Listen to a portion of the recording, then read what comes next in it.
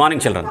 Children, we have learnt in the previous session regarding the abolition of Jamindari system, how the Land Reforms Act tried to bring some kind of changes in the land ownership and even the land tenure system.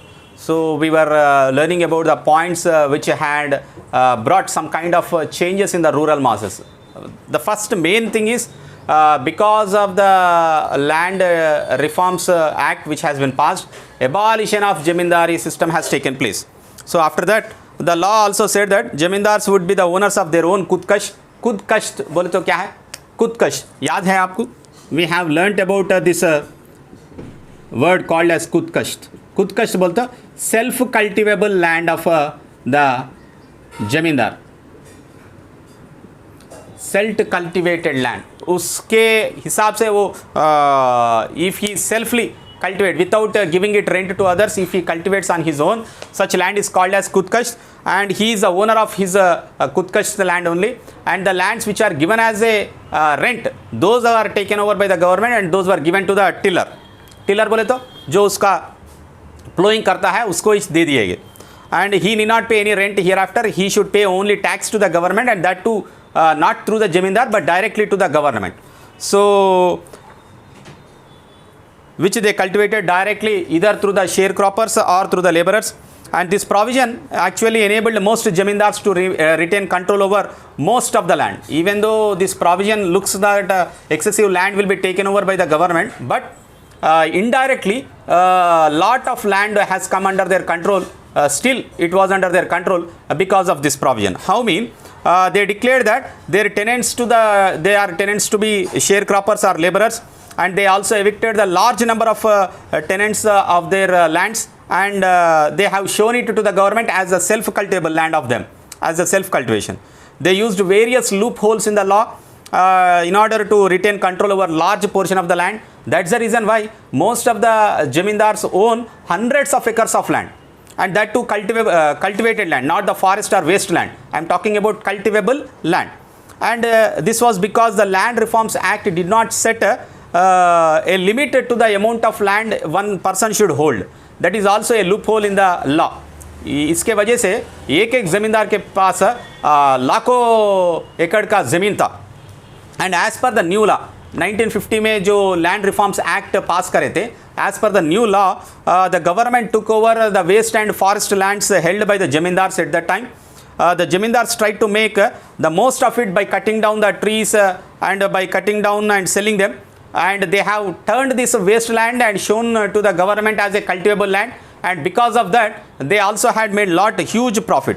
In this way large forest tracts were destroyed, and however the government gained control of large tracts of wasteland which it could use for development and redistribution for the poor people, but that was very little of usage than to the cultivable land, because this wasteland doesn't have the provision for the irrigation, provision for cultivation. Even though it is distributed to the landless people, it becomes very hard for them to cultivate in that land.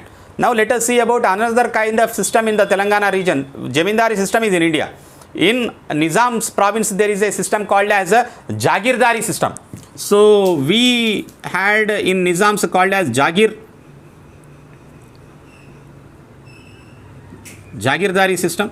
So this system was also abolished after the independence. How this has happened?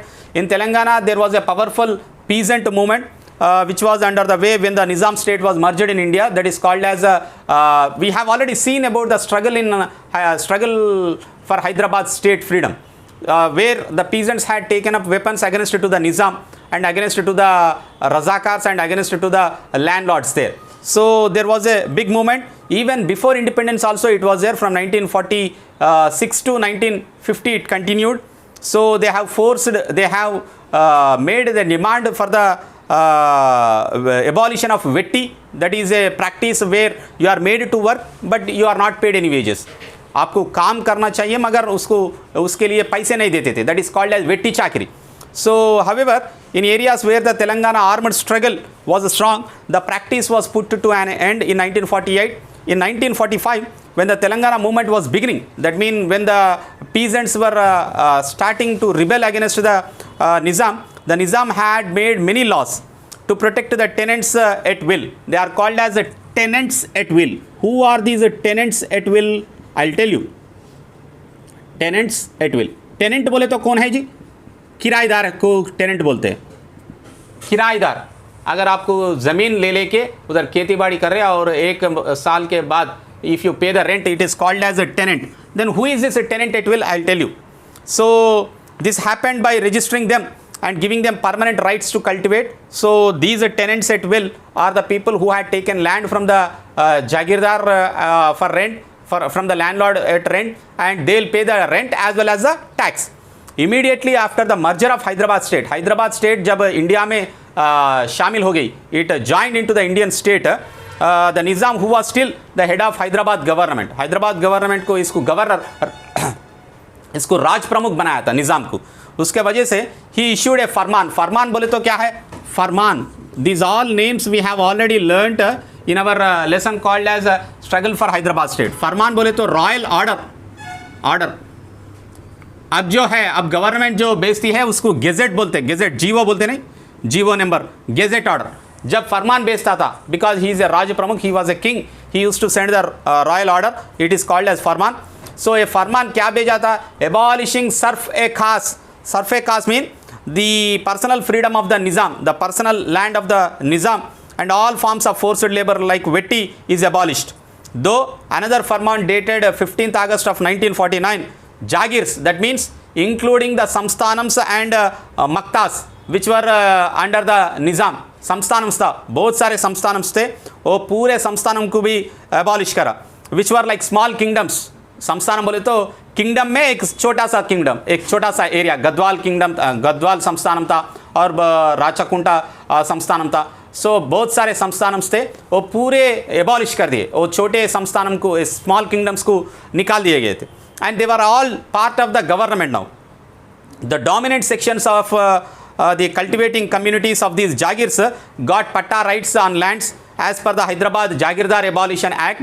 So the Farman has brought a new law called as Hyderabad Jagirdar Abolition Act. अब जागीरदार कोई भी नहीं है और जागीरदार का land को जो भी कल्टिवेट करता था उसको पट्टा राइट्स मिल गया. पट्टा मीन्स ओनरशिप राइट्स बोलते उसको, ओनरशिप. उसका ओनर बन गया. जब तक उसका रेंट पे टेनेंट था, अब ओनर बन गया because of that act. So large Jagirs were taken over by the government within a few days.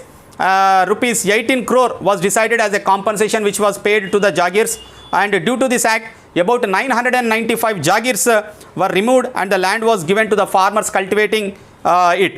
Further, there was a reduction even in the land tax also. There was a huge tax which was collected before, so that land tax also they have reduced. So the remaining part of the abolition of Jagirdar we'll see in the next class. Thank you, children.